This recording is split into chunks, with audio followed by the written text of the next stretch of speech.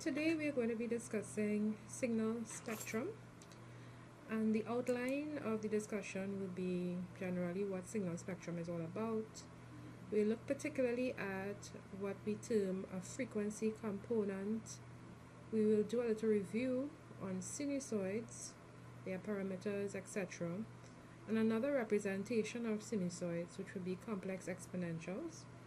Then we'll look at the depiction of these sinusoids in spectrum, that is the single-sided spectrum and the double-sided spectrum. So what is signal spectrum?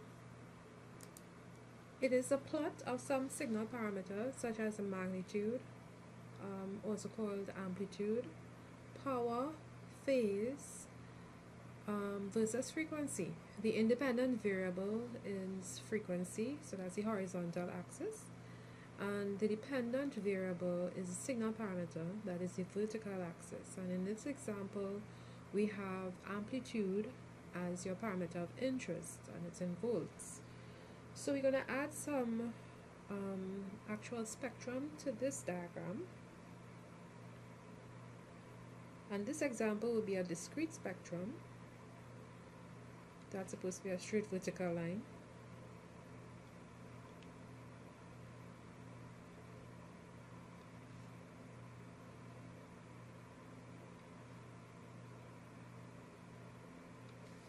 Oops.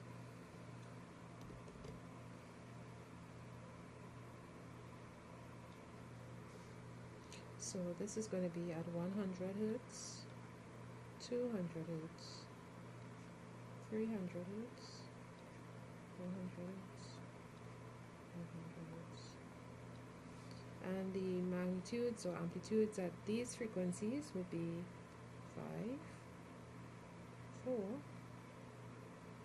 3.5. Not drawn to scale, but you'll get the idea. Let's call this 2. So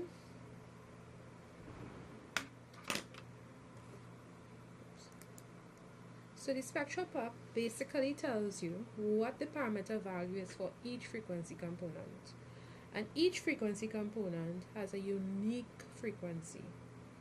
Put another way, frequency components cannot share the same frequency. So the spectral plot can be discrete, as shown previously.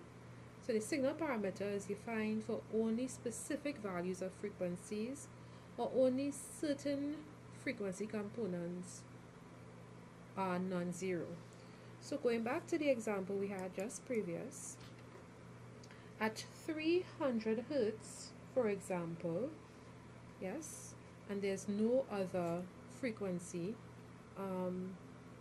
besides this, what I should say, this only 300 Hertz is defined here and only here.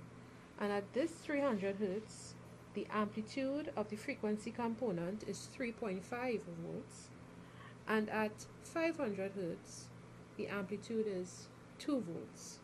See, so it's discrete. There's nothing defined at, let's say, 350 or 450.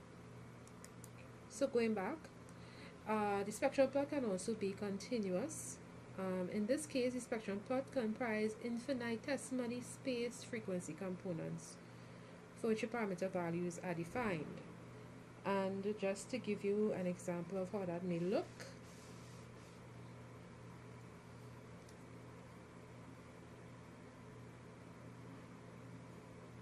so you see it's continuous, so every single frequency within this range is defined, and there's some particular value to it. So there could be, for example, a frequency at 101, 101.25, a frequency component of 101.3876 Hertz. Yes, so it's continuous. Continuing on.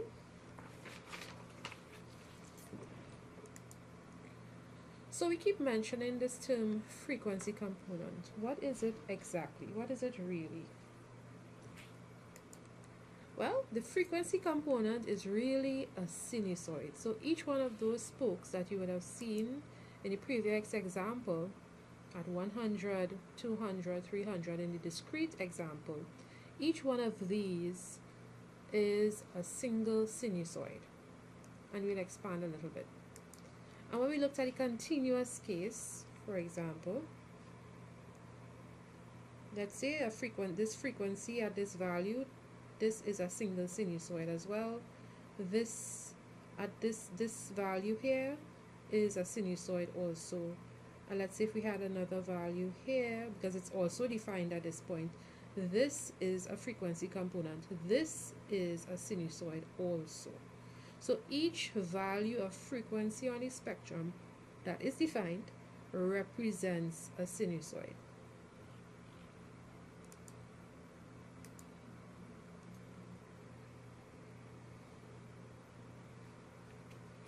So let's just expand on this some more, just for us to make sure that we really get this. It's really important that we get this, that connection between that spectrum, frequency, and what it really represents in real life. So each frequency on the spectrum represents a sinusoid having a unique frequency, as you mentioned before. So going back to this, I'm going to draw a next example. So let's say this is at 100 hertz again.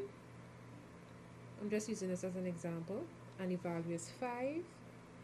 If we were to write out what this particular frequency really represents in the time domain, it would look probably something like this: 5 cos of 2 pi, and the frequency here is 100 hertz, by time, plus some phase angle, and we're going to call that theta 1 because this particular spectrum only depicts amplitude, it doesn't depict phase. So another spectrum, we will look at phase versus frequency, and this theta is what we will define there.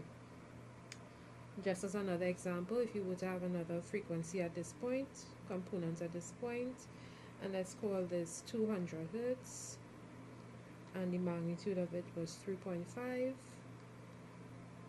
So this spoke actually is 3.5 cos of 2 pi, and the actual frequency is 200 t plus theta 2. We're not too sure what that theta 2 is just yet. That will be obtained from the phase versus frequency plot.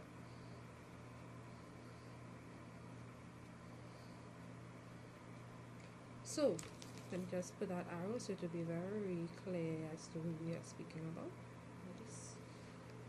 and so on. So make sure you have that connection between the frequency components on the spectrum and what each one of those components represent in the time domain. Each one of those components represents a single sinusoid.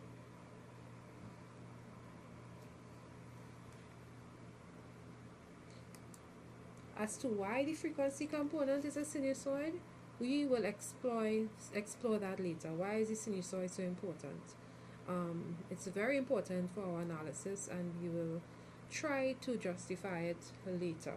However, bear with us as we go through our little review on the sinusoid itself. Okay, so the general expression for a sinusoid is as follows. We're going to call the signal for our purposes x of t. So x of t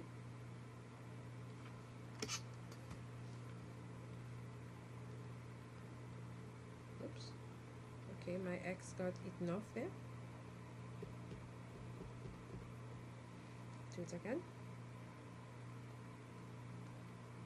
Is equal to a cos omega naught t plus theta.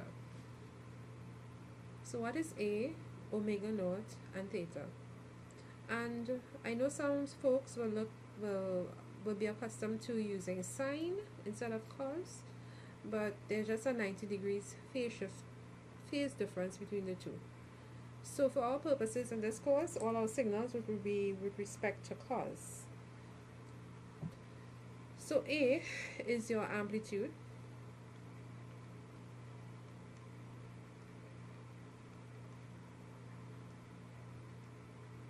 Yes.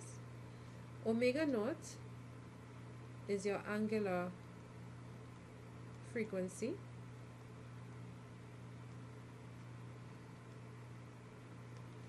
In radians per second.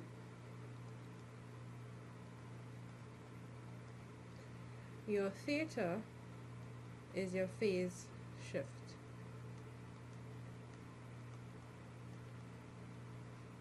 In our example, the two waves, the green wave and the blue wave, both of them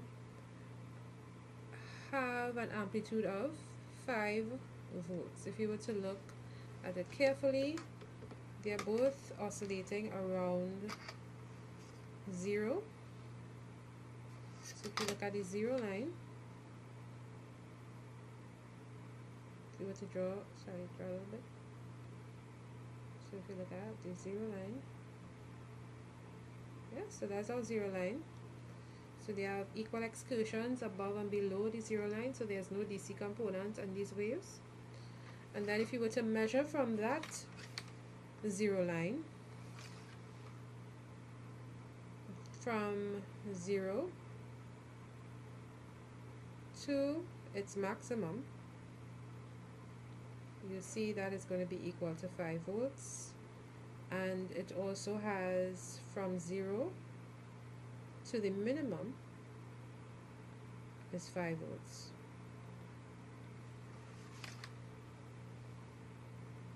So if we were to just draw a dotted line that goes straight across, sorry, a little lower down. Tablet is giving me some trouble, but you get the point. Yeah. So that 5 volts represents that upper excursion and that lower excursion. Then we have omega naught, angular frequency. So going to this side, omega naught relates to your actual frequency in hertz by this proportionality constant of 2 pi. So 2 pi, so F naught is your frequency, number of cycles per second, right? And omega naught is the number of radians per second. Another interesting relationship which you ought to know is the period of the wave, the time it takes to make one full cycle, and it relates to the frequency as 1 over F naught. And similarly, omega naught, if you were to just do a little manipulation with those expressions, is 2 pi over T naught, and this makes sense. It makes one full rotation, 2 pi, 360 degrees, in one cycle, T naught. So it's a velocity, the radians it covers, or the angle it covers, over the period. And it's a constant in this particular case. It's a constant, so that if it's unproportional, so it will make a full rotation of 2 pi in 1 second, as in this example, or it can make half a cycle, which is pi, in half the period, and so on. And that will help us in working out our phase offset, which is next. So the phase shift is an interesting one, but before we even go to that, let's just see if we can make or write the complete expression for at least one of those waves. So consider the green wave. It maximizes at 0, and we know our cos wave usually does, well, our cos wave does that. So our cos wave with 0 phase shift will be a maximum at time equal to 0 seconds. So we can safely write the expression for the green wave, and that expression is, let's do it, 5 cos of 2 pi. Remember, if we look at the x-axis, there's one full cycle in 1 second. So that means our period is 1, And if our period is 1 second, our frequency for this wave is 1 hertz. So to be 2 pi by 1, which is understood here, multiplied by t. There's no phase offset, so we can close the expression. That's the green wave. The blue wave is a little more tricky. It starts with 5, same amplitude, cause it has the same frequency. So we write 2 pi t. However, there is a phase offset. And how do we work that out? So using the fact that our angular frequency is a constant, meaning that we cover the same proportion of angle with time, we can use that information. So if we go to this maximum here, which if there were no phase shift would have been at time 0, instead it is at some time after 0, and we're going to call that time t offset. And because omega is constant, we can say omega, right, omega naught, sorry, is equal to some angle, let's call it theta, which is your phase shift, over t offset, which is going to be, and that proportion is the same as, okay, where's my tablet thing not working, equal to 2 pi over t naught. So if we measure off that t offset from the graph and then multiply it by 2 pi on t naught, we will figure out what our actual phase shift ought to be, and our expression will be completed accordingly. So if we were to roughly, on a rough, it's not going to be exact, looking at this graph, it seems to be, it's not exactly halfway through. Let's assume that it's going to be about 0.1. It's slightly less than 0.1. So now t offset is slightly less than 0.1. So our theta is going to be equal to 2 pi. Remember, our t naught is equal to 1. And our t offset is equal to 0.1. Should be a little more, but we'll work with that for, sorry, a little less. We'll work with that for now. And therefore, our theta offset is going to be 0.2 pi. We could have written theta in terms of degrees, so it would have been theta is going to be equal to 360 degrees, because it's a full rotation over t naught. Our t naught is 1, and then you multiply this by 0.1, so that is going to be equal to 36 degrees. So a full expression for the blue wave will be approximately 5 cos of 2 pi t plus, actually it should be minus 36 degrees. And the reason why we say minus, because this is a delay as opposed to an advance, so it will be minus 36 degrees.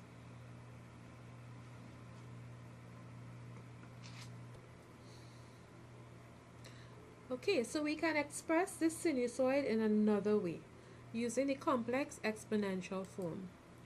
So in the complex exponential form, you may have been familiar with something called the Euler's formula. I will rewrite it here for your purposes, and let x, I'm going to call it x tilde, so it's not going to be the exact x that we spoke of before, but x tilde is equal to a, that a is the same amplitude that we spoke about before, e to the j, and we're going to call this phi of t, where phi of t is a function of time and is equal to omega naught t plus theta. So if you were to put it together, x of t is going to be equal to simply a e to the j omega naught of t plus theta, where t is expressed between, oh, that minus sign should not be there, but minus infinity less than t less than infinity. And we see we have the same parameters that we spoke about before. Amplitude, they're the same, just the same. We have angle of frequency,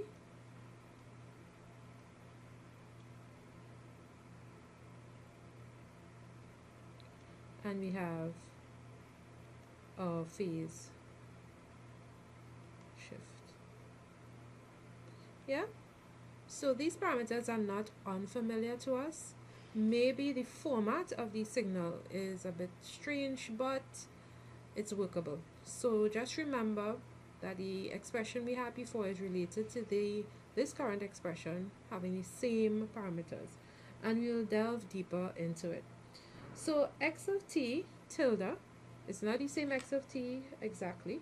So x of t tilde is a rotating phasor, i.e. the angle phi of t, which is equal to omega naught t plus theta, the angle it makes with the real axis changes linearly with time.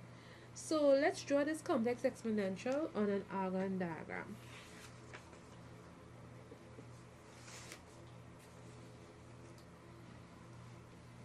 So in the Argand diagram, that's what we typically depict complex numbers. You have the real axis, it's always the horizontal axis, and the imaginary axis j is your vertical axis, right?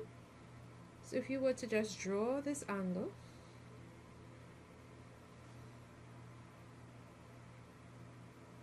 so if you want to depict that complex number, a e to the j phi of t, right? A will be the magnitude or the length of the vector.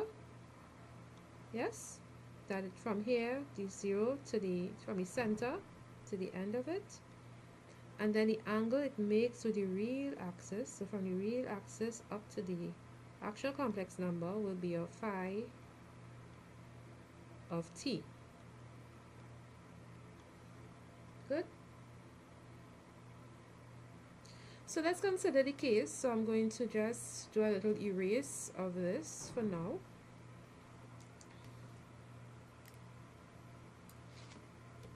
Just to make sure we get this. So let's consider what happens at varying points in time. So let's look at the case when at time t equal to 0. At time t equal to 0, what could we say about phi of t?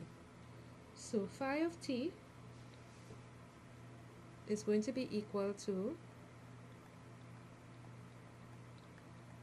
omega naught by 0, which of course is going to be 0 plus theta.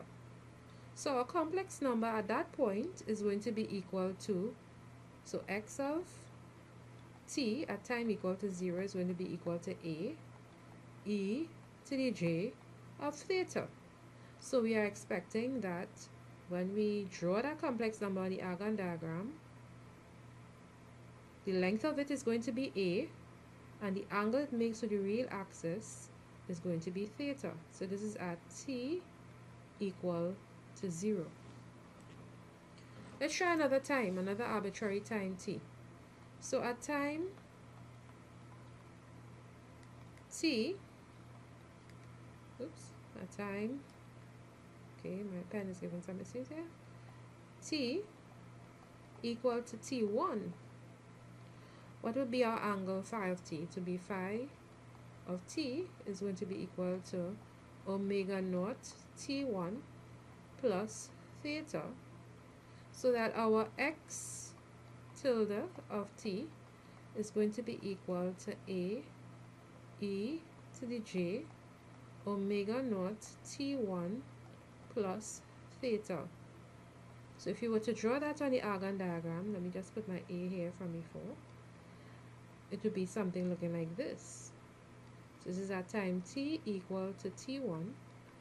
The actual length of the vector is still going to be a, but the angle it makes to the real axis is going to be equal to omega naught t1 plus theta.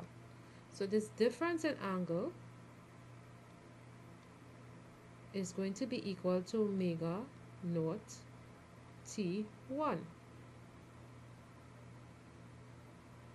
So the magnitude response, oh sorry, my bad, the magnitude remains constant at a.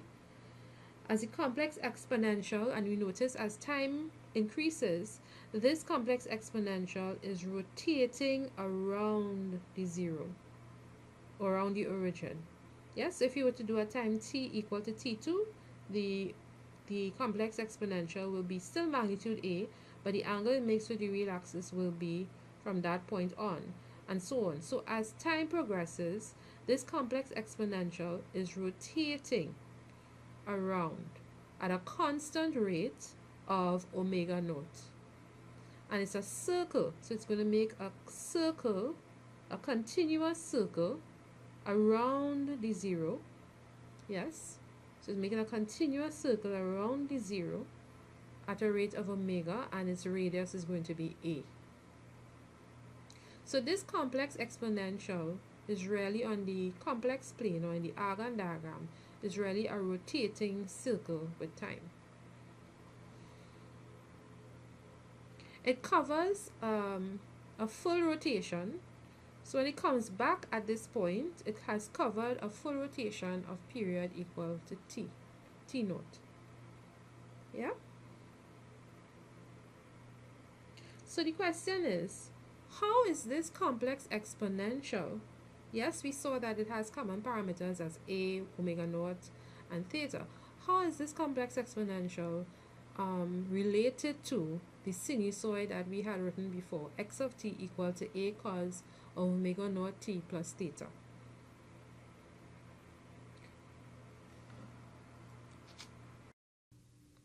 Okay, so to answer this question, let's take a snapshot in time.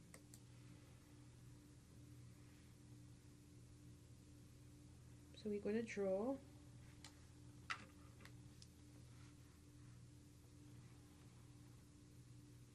so this is going to be our complex exponential a, and let's say at time t equal to t2, so therefore our complex exponential is going to be equal to a e to the j phi of t2.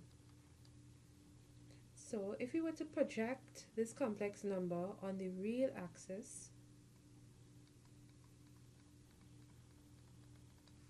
let's not forget this angle is going to be phi of t2. If you were to project that on the real axis, this value here is going to be equal to a cos of phi of t2. And if you were to project this complex number on the vertical axis, this here is going to be equal to a sine of phi of t2.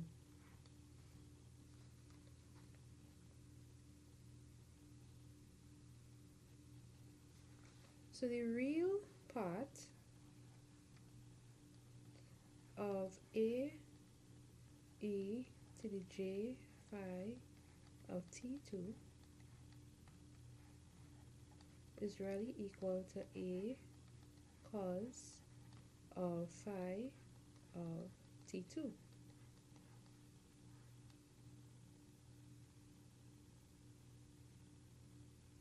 And if we were to break this down some more, that is equal to a cos of omega naught t2 plus theta. Similarly, if you were to look at the projection of the complex number on the imaginary axis, the imaginary part of a e to the j phi of t2 is equal to A sine of omega naught T2 plus beta. So remember the relationship that A e to the j pi T2, every complex number will have a real part and an imaginary part, and this is equal to A cos of omega naught T2 plus theta plus j A sine of omega naught T2 plus beta.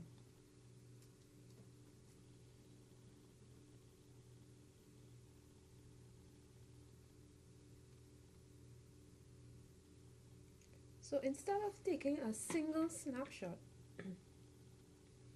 we can let the phasor rotate and at the same time just follow the projection on the real axis, and we would get a cosine wave with amplitude A. So just let's recap what we did here first though. We looked at a single snapshot and we saw that the real part of this complex exponential is the original signal that we had at time t2. Yes, so we had A cos of omega naught of t, but that t is replaced by t2 because it's a single snapshot, plus theta. If we had replaced it with another time t, it would be time of t3. Similarly, it would be A cos of omega naught t3 plus theta, and so on. So the projection of the complex exponential on the real axis gives us back our original signal. But remember, we had just looked at a single time snapshot at this point, and we want to see the effect when you have t running from 0 onward. So let's see what happens when we let the phasor rotate with time.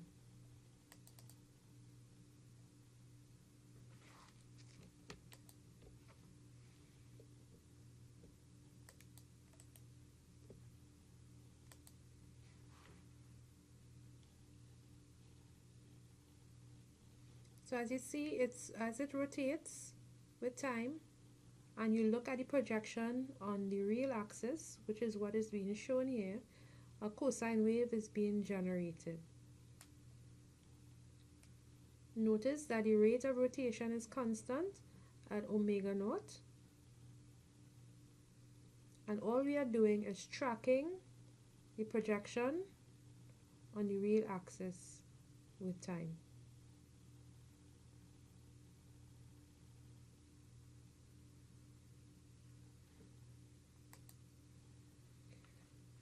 So our amplitude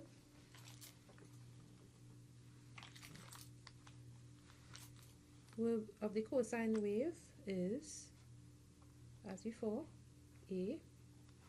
The frequency is omega naught on 2 pi, which is really your f naught. Your period is t naught. Your phase offset is theta. To summarize one more time,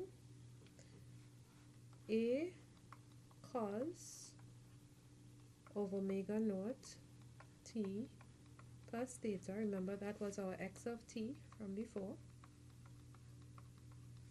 is equal to the real part of A e to the j omega naught t plus theta.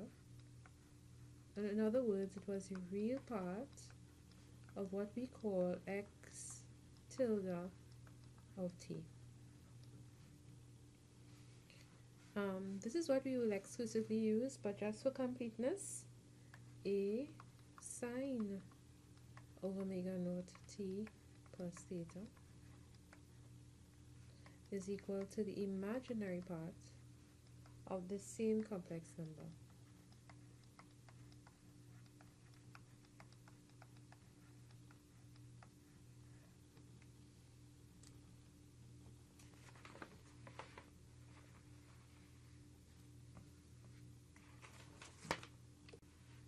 So, we could refer to that sinusoid as its usual form, a cos of omega naught t plus theta, or even as the complex exponential form, and we'll know what we're talking about either way. So I would love for you all to be comfortable using either terminology without any issue. Just knowing or keeping in mind the relationship. They are not equivalent, meaning that a cos omega naught t plus theta is not the complex exponential, but rather it is the real part of the complex exponential.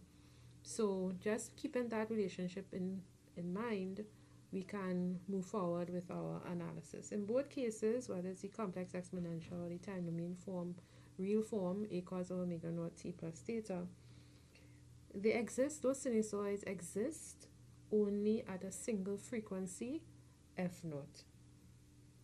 So, in other words, if you were to draw the spectrum of that single sinusoid, which we had some exposure to earlier, but if you were to draw the spectrum for these single sinusoids, it will really consist of a single line for magnitude and phase. So let's move on.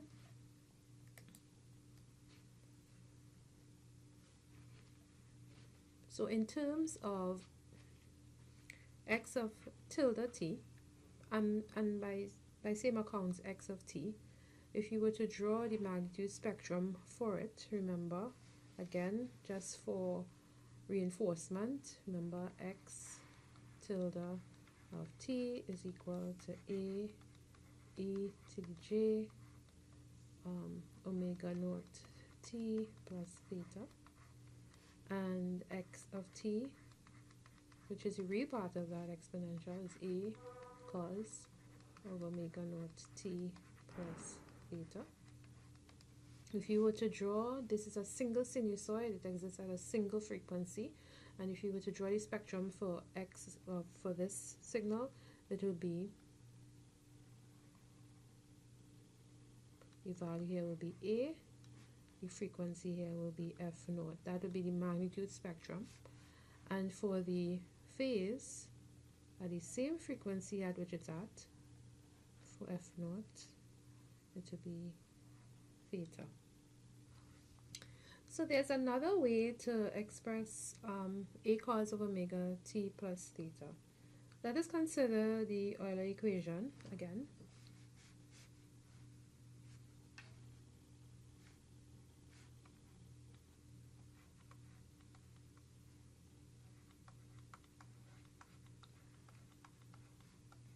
Remember, in its rectangular form, it will be a cos, this is the real part, plus the imaginary part,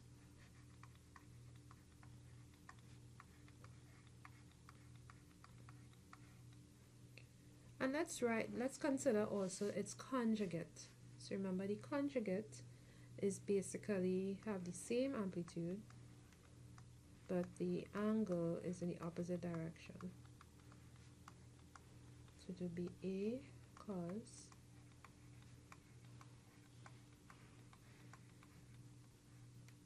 so if you were to put minus, it would be minus, just put it as it is, so it would be a cos of minus, so instead of phi of t, it will be minus phi of t as the angle. So let's take it as it is,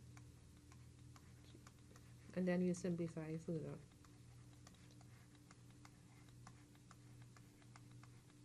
What that becomes, it will become a cos, remember cos, just remember cos of minus x is equal to cos of x, and sine of minus x is always equal to minus sine of x. So those are two relationships you need to remember.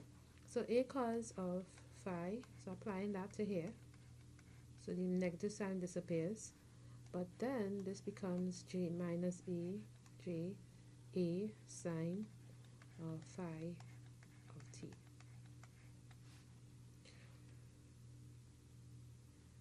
So if we were to then sum or add this rotating phasor with its conjugate, what will happen? if you were to add them, so in other words, a e to the j phi of t plus a e to the minus j phi of t, what will happen? The real parts will add, so you have 2a cos of phi of t, but then what will happen to the imaginary part? This will cancel off with this because this is plus and minus, so they disappear. So we left 2 times the real part, and then we divide both sides by 2. So we divide both sides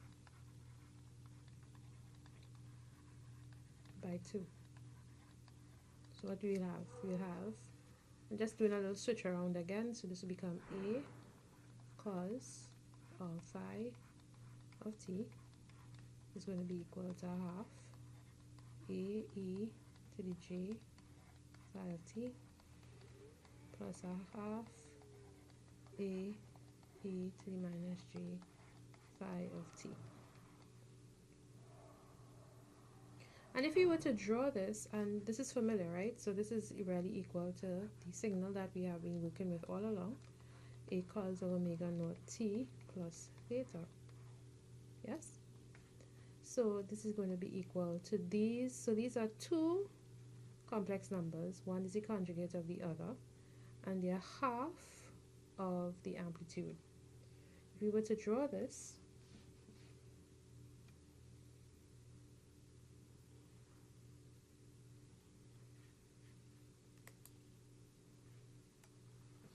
it will look something like this.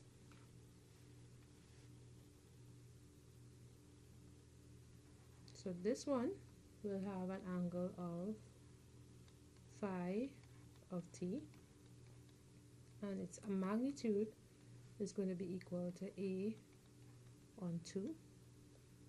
This one will also have a magnitude of a on 2. However, the angle it makes with the real axis instead is minus phi of t. Hence the reason it's going in the opposite direction to this one. And then if we were to add them vectorially, that's supposed to be a straight line, the projection will end up being, that summation will end up being this line on the real axis. So the summation of this complex number, which is a on 2 e to the j phi of t, and its conjugate, which is a on 2 e to the minus j phi on t, the summation of these two will give you this one, which is simply on the real axis a cos of phi of t.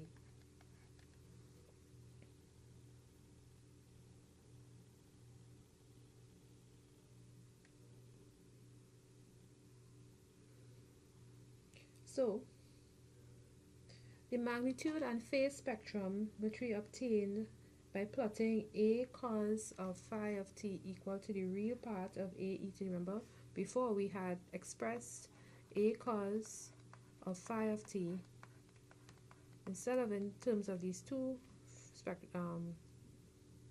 complex numbers, it expressed it as the real part of a e to the j phi of t. When we had done that spectrum, if you were to go back, some slides are back, yes, we call this, we noticed that the frequencies were only positive from 0 onwards, so it's only positive frequencies, and there was only one line spectrum, for the sinusoid in the magnitude and in the phase. This is called a single-sided spectrum. So this is called this single-sided spectrum, or one-sided spectrum, where the frequencies are all positive.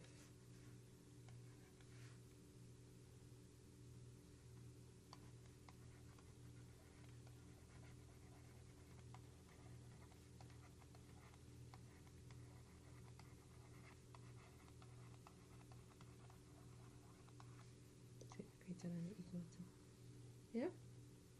However, we have an equivalent form that we could write for the same signal. It's the same signal where it is instead at, it's the same signal, but just another way of expressing it is A cos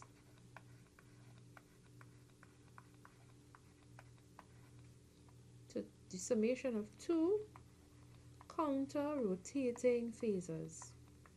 So remember when we had drawn this one, remember when we had the animation for this single phasor, except that this time its magnitude is halved, but nevertheless it's the same positive phasor. It was going around the Argand diagram counterclockwise, yes, in one direction constantly. Now what we are doing is taking another is conjugate, which is another complex number, but it is going to be rotating in the opposite direction at the same time. So you have two rotating phasors. One is going in counterclockwise, and the other one, which is the conjugate, is going clockwise. And they're being added together at the same time, and therefore you'll end up having a cos of phi of t. So these are equivalent. What I wanted to take away from this is, regardless of how you express it, as a real part of this single phasor or as a summation of the phasor and its conjugate, is the same signal, just represented a little bit differently. When we drew the spectrum for this, it consisted of a one-sided spectrum. So then the interesting thing would be, what would the spectrum look like when we have these two counter-rotating phasors?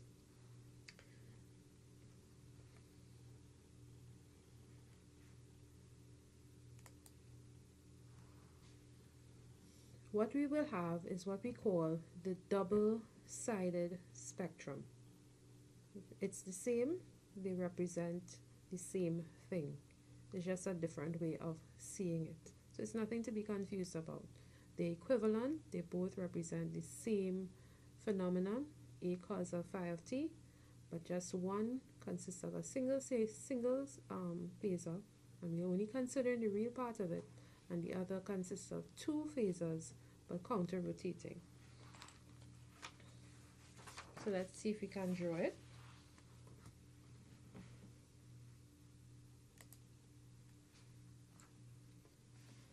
Right, so the complex conjugate pair are oppositely rotating phasors of the same magnitude and the same frequency.